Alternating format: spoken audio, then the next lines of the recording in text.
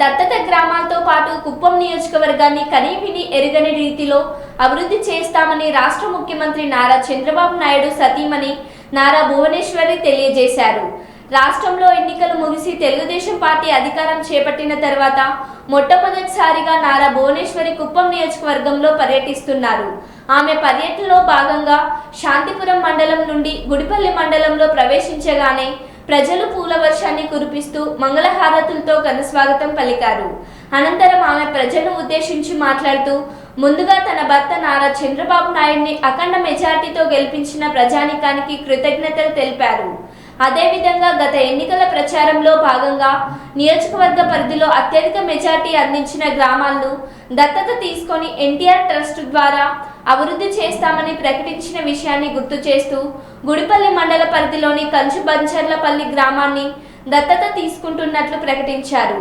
అదేవిధంగా ఎన్టీఆర్ ట్రస్ట్ తరపున దత్తత తీసుకున్న గ్రామాలతో పాటు నియోజకవర్గంలోని అభివృద్ధి చేసి తీరుతామని హామీ ఇచ్చారు. రుణపడి ఉంటుంది.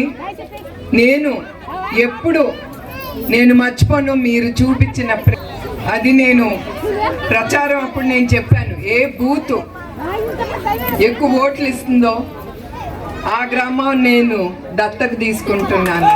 అట్లా కంచి బండ్లపల్లి 77% ఓటు టీడీపీకి వేసి ముందుకు తీసుకెళ్ళింది కనుక ప్రత్యేకంగా ఆ గ్రామానికి ఏదో ఒకటి మేము తప్పకుండా ఒక రోల్ మోడల్ గ్రామంగా యావత్ ఆంధ్రప్రదేశ్లో నిలబడాలని నేను తప్పకుండా దాన్ని ముందుకు తీసుకెళ్తాను.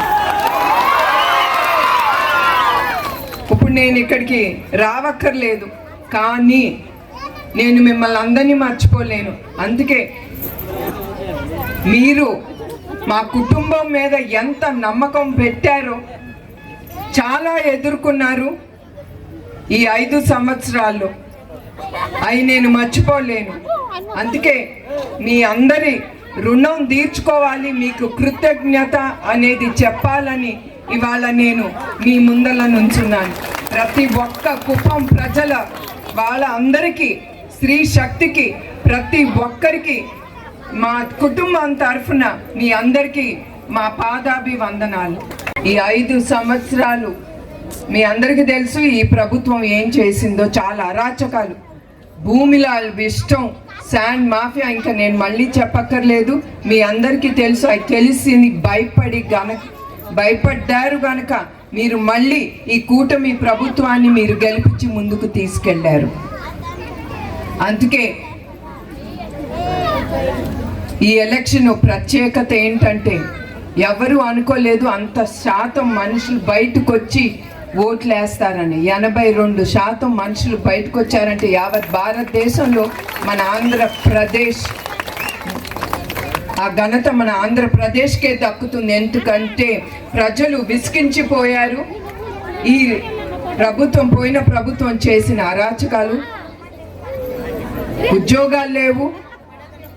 మీ బిడ్డలు వేరే రాష్ట్రాలకి వెళ్ళాల్సి వస్తుంది, చెన్నైకి కానీ బెంగళూరుకి కానీ ఉద్యోగాల కోసం.